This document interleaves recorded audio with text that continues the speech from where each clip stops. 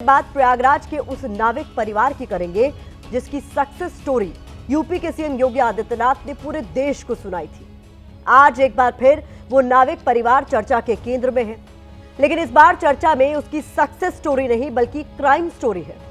बिल्कुल सही सुना आपने। प्रयागराज का रहने वाला नाविक पिंटू मेहरा का परिवार इस बार अपने कमाई वाले रिकॉर्ड के लिए सुर्खियों में नहीं है, बल्कि इस बार उसके क्रिमिनल रिकॉर्ड सुर्खियां बटोर रहे हैं।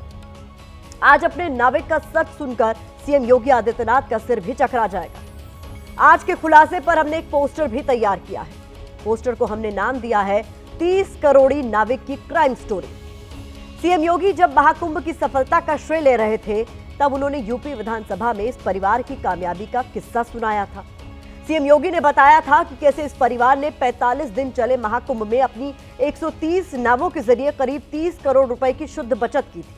इसके बाद तो इस परिवार की गली गली में चर्चे शुरू हो गए, लेकिन एबीपी न्यूज इस नाविक परिवार पर आज एक बड़ा खुलासा करने जा रहा है। खुलासा ये कि सीएम योगी की सक्सेस स्टोरी का ये हीरो परिवार अपराध की दुनिया का शातिर खिलाड़ी है। कैसे, इस एक्सक्लूसिव रिपोर्ट में देखिए। नाविक परिवार जिनके पास 130 नौकाएं थी, 45 दिनों की अवधि में इन लोगों ने शुद्ध बचत की है 30 करोड़ रुपए।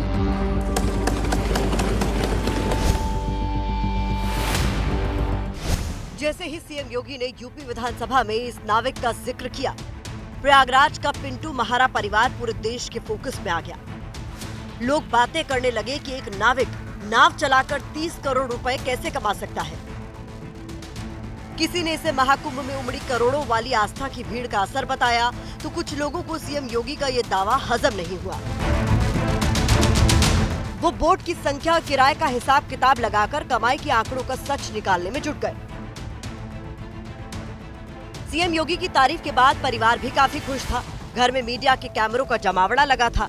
पूरा परिवार एक साथ बैठकर अपनी कामयाबी का किस्सा सुना रहा था। हम लोगों ने नाव बनवाया, नाव चलवाया, हम लोग के लिए बहुत अच्छा रहा। हम लोगों ने पैसा कमाया। हमारे पूरे खानदान, बहुत बड़ा हमारा परिवार खानदान है, तो कम से कम 100 लोग हैं और इन लोगों के पास सब मिला के कम से कम 130-35 नावें हैं। हम लोगों ने बहुत पैसा कमाया, जो कभी देखे नहीं थे इतना पैसा।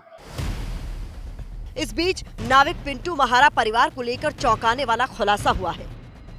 जांच में पता चला है कि नाविक पिंटू महारा समेत परिवार के ज्यादातर सदस्य शातिर अपराधी हैं। इनके अपराधों का एक लंबा चौड़ा रिकॉर्ड रहा है। नाविक परिवार के तमाम सदस्य जेल जा चुके हैं। आपको जानकर हैरानी होगी कि नाविक परिवार के मुखिया पिंटू महारा के खिलाफ गंभीर धाराओं में 21 आपराधिक मुकदमे दर्ज हैं। यही नहीं, उसके खिलाफ 2 बार गुंडा एक्ट और गैंगस्टर एक्ट के तहत कार्रवाई की जा चुकी है। एबीपी न्यूज संवाददाता मोहम्मद मोइन के हाथ लगी हिस्ट्री शीट की कॉपी और एफआईआर पिंटू महारा के अपराधों की गवाही दे रहे हैं। इन दस्तावेजों में गुंडा एक्ट और गैंगस्टर एक्ट की एक डिटेल दर्ज है।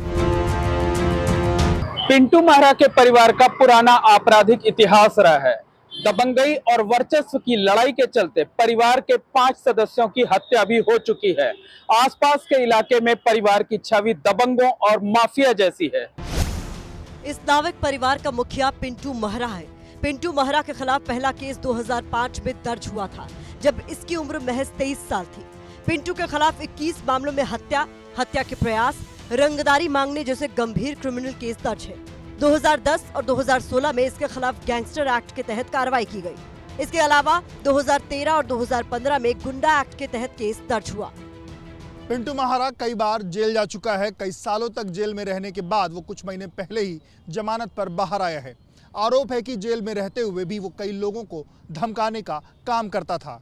इसके चलते उसकी जेल भी बदली गई थी। इसकी हिस्ट्री शीट प्रयागराज के नैनी थाने में खुली हुई है। अकेले पिंटू महारा नहीं, बल्कि इसके पिता से लेकर भाई तक सबकी क्राइम प्रोफाइल रही है। नाविक पिंटू महारा की क्राइम वाली कहानी सिर्फ इतनी भर नहीं है। पिंटू के पिता राम सहारे उर्फ बच्चा मेहरा भी शातिर अपराधी था। बच्चा मेहरा की मौत जेल में रहते हुए 25 जून 2018 को हुई थी। पिंटू का बड़ा भाई आनंद मेहरा भी शातिर अपराधी और हिस्ट्री शीटर था। रंगदारी और वसूली को लेकर हुए विवाद में कुछ साल पहले उसकी हत्या 2 अन्य लोगों के साथ कर दी गई थी। पिंटू मेहरा का एक और भाई अरविंद मेहरा है। वो भी हार्डकोर क्रिमिनल है, जेल जा चुका है और जमानत पर छूटा हुआ है। इसके अलावा ये पिंटू प्रयागराज में संगम किनारे एक पूरा बोट रैकेट चलाता है। नाव चलाना सिर्फ इसका दिखावा है, बल्कि इसका असल काम नाव चलाने वालों से रंगदारी वसूलना है। आतंक ऐसा है कि बिना इस परिवार की मर्जी के कोई अपनी नाव लहरों में उतार भी नहीं सकता। पिंटू मेहरा के बोट रैकेट से जुड़ी हमारी एक और एक्सक्लूसिव स्टोरी आपके सामने।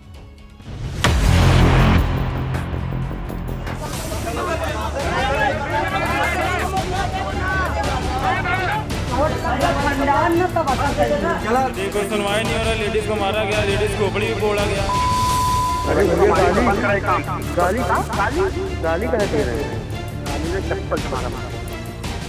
प्रयागराज में गंगा की लहरों पर पिंटू के बोट रैकेट का राज चलता है। ये तस्वीर महाकुंभ के दौरान की है, जब लाखों करोड़ों श्रद्धालु संगम नगरी पहुंच रहे थे और बोट के लिए भटक रहे थे। ऐसे में पिंटू के इशारे पर नाविक उनसे मनमानी कीमत वसूल रहे थे। गौर करने वाली बात यह है कि घाटों पर जो यात्री नाव की सवारी करते हैं, उनसे पैसे मेहरा के लोग ही लेते हैं। नाविक को सिर्फ 300 से 400 रुपए मिलते हैं, बाकी पैसा मेहरा परिवार के खाते में जाता है। यहाँ पे हम आते हैं, नाव चलाते हैं। यहाँ पे सब जितने लोग हैं यहाँ पे सब वसूली करते हैं। पिंटू मेहरा, अरविंद मेहरा, यहाँ पे जबरदस्ती वसूली होता है। अगर हम उनसे नहीं लेते हैं तो हमको मारते पीटते। एक आदमी का 75 रुपए रेट है, यहाँ पे 4000 5000 रुपए का भाड़ा लेके जाते हैं। अगर उनसे हम नहीं बोलेंगे तो हमको जबरदस्ती यहाँ पे मारते पीटते। इस दौरान कई बार झगड़े हुए, मारपीट हुई, जिसकी तस्वीरें अब सामने आ रही हैं। पिंटू का आतंक ऐसा है कि कोई भी उसकी मंजूरी के बिना बोट लहरों में नहीं उतार सकता। जो ऐसा करता है उसके साथ क्या होता है, इस कॉल रिकॉर्डिंग में सुनिए। हेलो, बोलिए। राज बोल रहे हो? बोलिए। कहाँ हो? यही VIP घाट में। बोलिए, कौन है? पिंटू मारा हूँ, पिंटू मारा। इधर आओ, जो खाली गाड़ी है वहाँ आओ। जो 2 मंजिला बोट है डबल टेकर, उसके सामने आओ। कुछ काम था क्या भैया? हाँ, क्या काम है? अबे काम है, तुमको मारना है। डकैती कम करा करा। अरे भैया, हमको काहे बुला रहे हैं? हम तो काम यहाँ कर रहे हैं अपना। अरे भैया, गाली बंद करा काम। गाली गाली गाली काहे दे रहे हैं? गाली ने चप्पल से मारा तुम्हें। अरे भैया, ये काहे लिए? अबे आओ ना। हम आपसे अब डर रहे हैं। अब इतना बोल रहे हैं, हम बहुत डर रहे हैं आपसे। हम मार खाने थोड़ी। अरे भैया, हम क्या कर दिए आपको? तो काम बंद करवाई। गाली गलौज और धमकी से भी बात नहीं बनती तो पिंटू का परिवार उनके घर में घुसकर मारपीट करता है। जब पीड़ित परिवार शिकायत के लिए पुलिस थाने पहुंचते हैं तो उसके डर के आगे पुलिस भी कुछ नहीं करती। यदि कोई सुनवाई नहीं हो रहा, लेडीज को मारा गया, लेडीज खोपड़ी भी फोड़ा गया है। दर्द में पीड़ित कहल रही है, कोई थाना में कोई सुनवाई नहीं हुआ जा रहा है। पिंटू मारा हुआ, वो सब मेन एकदम क्रिमिनल है। वो धमकी भी दे रहा है, घर खाली करो, भागो यहाँ से। कोई सुनवाई नहीं। पिंटू मेहरा का परिवार मुख्य रूप से नावों के संचालन, नाविकों से रंगदारी और वसूली, ठेकेदारी, नदियों से बालू निकलवाने और उसे बेचने का काम करता है। कहा जाता है कि संगम और आसपास के इलाकों में जो कोई भी नाव चलाना चाहता है, उसे पहले 50,000 से 1 लाख रुपए तक का चढ़ावा देकर मेहरा परिवार से इजाजत लेनी होती। इसके बाद हर महीने एक निश्चित रकम या फिर कमाई का हिस्सा देना होता है। यहाँ गौर करने वाली बात यह है कि जो 30 करोड़ की कमाई का आंकड़ा गिनाया जा रहा है, वो सरकारी किराए के हिसाब से नहीं बल्कि मनमानी वसूली से कमाया गया है।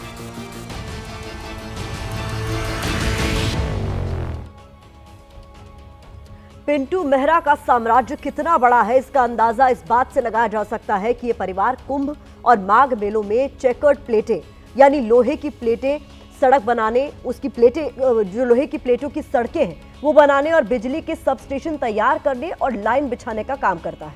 पिंटू मेहरा की मां शुक्लावती देवी बिजली विभाग की रजिस्टर्ड ठेकेदार है। अब आपके लिए नाविक पिंटू के 30 करोड़ कमाने का राज भी खोल देते हैं।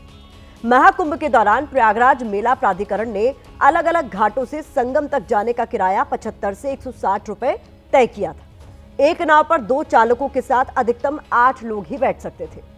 महाकुंभ के दौरान कई दिन नावों का संचालन बंद भी था।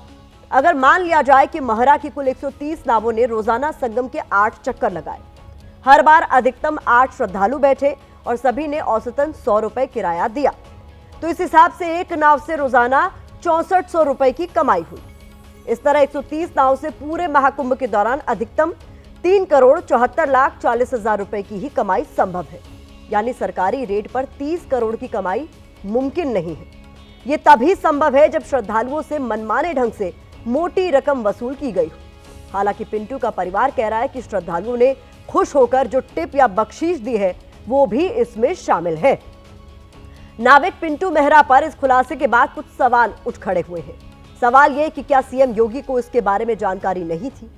क्या बिना किसी पुख्ता जानकारी के सीएम योगी ने सदन में नाविक का जिक्र कर दिया? क्या मुख्यमंत्री से अधिकारियों ने पिंटू मेहरा का सच छिपाया? क्या महाकुंभ की सफलता का श्रेय लेने के लिए अधिकारियों ने नाविक के सच पर पर्दा डाल दिया? किस कैलकुलेशन के आधार पर सीएम योगी ने 30 करोड़ का आंकड़ा पेश किया? अब विपक्ष यूपी की योगी सरकार से यही सवाल पूछ रहा है कि सीएम योगी का हीरो तो हिस्ट्री शीटर निकला। समाजवादी पार्टी के अध्यक्ष अखिलेश यादव ने पोस्ट किया है कि पाताल खोजी पहले पता कर लिया करें, फिर महिमा मंडन किया करें। पहले ठग से एमओयू कर लिया, अब नामजद के नाम की सदन में बंद आंखों से तारीफ कर दी। अब तो आंखें खोले। इन्हीं सब वजहों से ही बीजेपी सरकार में अपराधियों के हौसले बुलंद। इसके अलावा पूर्णिया से सांसद पप्पू यादव ने भी पोस्ट कर पिंटू मेहरा के अपराध का इतिहास शेयर किया। मंत्री जी का पिंटू गैंगस्टर जैसे लोगों से रिश्ता क्या है? आखिर सबसे पहले तो जो उसने कमाया है, उसने टैक्स जमा किया नहीं जमा किया है, इसकी बात होनी चाहिए। गैंगस्टर का आंकड़ा हमारे आदरणीय मुख्यमंत्री योगी आदित्यनाथ जी बता रहे हैं।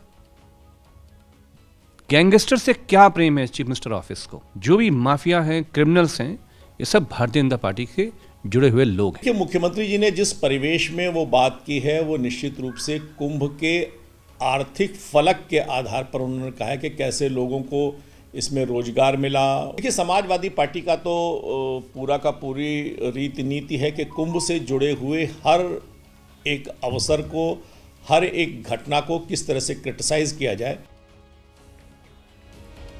45 दिन का महाकुंभ हो गया। एक अपराधी पूरे आयोजन का हिस्सा बना रहा, श्रद्धालुओं से मनमानी वसूली करता रहा, लेकिन न तो पुलिस न सरकार, किसी को कुछ भी पता चला। ऐसे भला कैसे हो सकता है? इस पर हैरानी है कि सूबे के सीएम ने इसका उदाहरण कुंभ की सक्सेस स्टोरी के तौर पर देश के सामने रख दिया। ऐसे में सवाल तो पूछे जाएंगे और जवाब योगी सरकार को देना होगा।